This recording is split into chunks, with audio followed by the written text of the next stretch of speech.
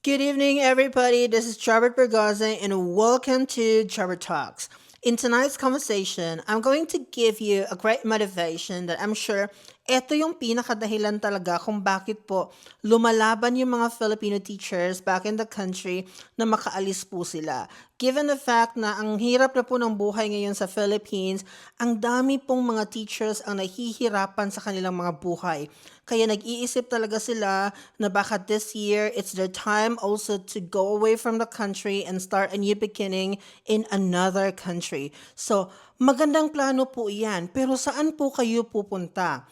Now, kung ang problema po ninyo is pera, you have to really find a country na magsosolve sa ganong problem ninyo back in the Philippines.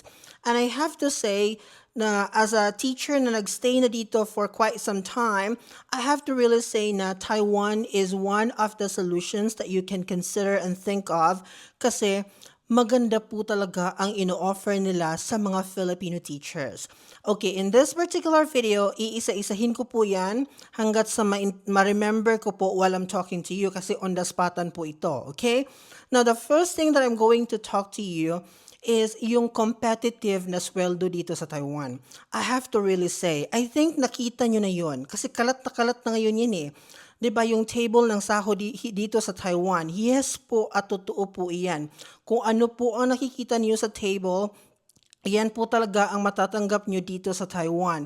So, pinaka ino-offer nila yung pinaka-basic talaga na nakikita nyo. If you're going to convert that one in Philippine peso, parang umaabot ata siya ng 129,000 if I'm not mistaken. Okay? I-search nyo lang po kasi may conversion naman tayong available sa internet. So, you can check. Kasi ganun po talaga ang pinaka-basic na ino-offer nila sa ngayon. Pero maaari po itong magtaas. Depende po sa sitwasyon. For example, nagkaroon ng inflation, something like that. Kasi ang government nila, alam po nila kung papaano nila balansehin po yung mga sahod ng mga foreigners and even the locals in the country. So, maganda po ang salary here in Taiwan. That's, I think, one thing that you have to consider kung magmo-move man kayo in another country. Okay? Meron po silang competitive na sweldo sa kanilang mga foreign teachers. Pangalawa, the second thing that I want you to think about, dito kasi sa Taiwan, meron silang tinatawag na seniority in teaching. What do you mean when we say seniority in teaching? Ano ibig sabihin nito? Seniority in teaching, that means to say, after finishing one contract, the following contract na pipirmahan mo, may additional na yun, automatically. You don't need to submit anything. You don't need to do anything. Basta nakatapos ka ng isang contract, automatically, may increase na po na papasok sa next mo na kontrata. That is seniority in teaching. So the more you stay in Taiwan, the bigger the salary you will be getting each year. Kasi ganun yung policy nila. Okay? Kung galing naman po kayo sa Department of Education back in the Philippines, pag-apply nyo dito, kasi applicable yun eh, no? Kina-qualify kasi nila yung, or kina-consider kasi nila yung experience ng mga deputy teachers back in the Philippines. So, counted yun siya sa seniority in teaching na tinatawag natin. So, kung matagal na yung experience ninyo in the Philippines, maaaring higher than the basic salary ang ma-offer ng Taiwan sa inyo upon starting here. So maganda po yun, di ba? So yun po ang mga dapat nating i-consider. The first one, yung salary nila na competitive here, and then the second one is yung seniority in teaching na ina-apply dito sa Taiwan. But not only that, okay? Kasi meron din po kayong bonus at the end of the contract. For example, nakatapos po kayo ng isang kontrata dito. Meron po silang bonus na ibibigay sa inyo na 1 month salary din po ninyo iyan. Equivalent to isang buwang swelduhan nyo rin po yan. Yes, kapag natapos nyo po ang isang kontrata. However, you have to be mindful na hindi po yan equal sa lahat. Kasi nakadepende po yan sa ating performance. Now, if you performed well, for example, sa contract na yan, maaring doon ka mapabilang sa Teacher A. Teacher A kasi, yun yung full talaga, full month.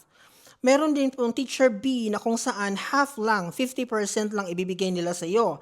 Meron ding Teacher C na kung saan wala ka talagang matatanggap from the school. But I don't know kung may nakaranas bang ganyan here in Taiwan. Kasi wala pa naman ako nabalitaan na may hindi nakatanggap. Usually talaga dito is nakakatanggap talaga yung mga Filipino teachers ng bonus at the end of the contract. So that is something that you have to take note about. Pangatlo na yun ha. Pang-apat naman dito, what's the good thing about this country is meron silang tinatawag na tax refund. Ang tax refund po ay ibibigay, for example, nakatapos ka ng isang school year, wala ka pang tax refund yan. Bali, the following school year mo na siya makukuha. So you're going to file in May and then makukuha mo siya somewhere in August or first week ng September. Kaya marami talagang pera yung mga foreign teachers in Taiwan sa month ng August here and September. Kasi marami pong papasok sa kanilang mga bank account. So ganun siya. May tax refund din po kayo and hindi ito basta-basta ha. Pag sinabi niting tax refund, malaking amount po ito. This is more than to your 1 month salary. Minsan nagna 90,000, others they are receiving 100 plus thousand NT. Hindi siya peso, NT po siya. Okay? So you can get that one as well sa iyong tax refund. Malaki po ang mababalik sa iyo. Kahit na sabihin natin na kinakaltasan ka ng 18% sa first how many days? Parang 6 na buwan, no? First 6 na buwan mo dito, kakaltasan ka ng 18%, but don't you worry, kasi babalik naman po sa iyo yan. Okay? Maganda po ang tax refund dito. Talagang magagamit nyo siya sa mga projects back in the Philippines kung ano man po yung plano ninyo dyan. Okay. And aside from mga tax refund na yan, meron din po kayong matatanggap na allowance sa inyong bahay. No? Although hindi siya ganun kalaki, ito ay hindi masyadong beneficial pero kahit papaano'y nakakatulong sa atin. Mahal po kasi ang bahay dito sa Taiwan, mga my dear. So if you are really dreaming na titira kayo sa magandang bahay, you expect na talagang dadagdag kayo doon sa amount na binigay ng program kasi nasa mga around 5,000 NT lang po iyan. So kung yung bahay na nakuha mo nasa mga 7 or 10 NT, 10,000 NT, so you have to add more, okay, para makapag-stay ka dyan. Ikaw na yung magpupuno doon. But at least meron silang counterpart kung makikita natin, diba? So, meron kang housing allowance. Aside from that, meron din silang ino-offer sa iyo na worth 9,000 NT. Yan po ay ibibili mo ng mga gamit. For example, fan, rice cooker, yung mga lutuan mo, plato, baso, whatsoever, anything you need. Sa pag-start mo dito sa Taiwan, meron pong nakalaang budget dyan na 9,000 NT para makapagsimula ka talaga. So, hindi ka talaga kukuha sa packet mo kasi merong nakalaan po, no? Nakasaad yan sa program. Ganun kaganda yung plano nila para sa mga foreign teachers. Aside from that, mga my dear, meron din silang airfare ticket. If-free din po nila iyan, back and forth. Papunta sa Philippines, pabalik dito sa Taiwan, yan po ay to be reimbursed din po. Okay? Bali, ikaw muna yung bibili ng ticket and then afterwards, bibigyan kanila ng pera. Ganon siya. So, libre po ang pamasahe natin pauwi sa Philippines at pabalik dito sa Taiwan. What else? Ang dami pa pong baka may hindi pa po ako na-mention but so far, yun po ang pinaka-common na mga benefits na nakukuha natin dito pag maging official foreign teacher na po kayo. You will discover that one more pag nakapag-start na po kayo dito. I have to really say, as somebody na nakapagturo dito sa Taiwan for more than 3 years, I really recommend this country na magiging starting point ninyo.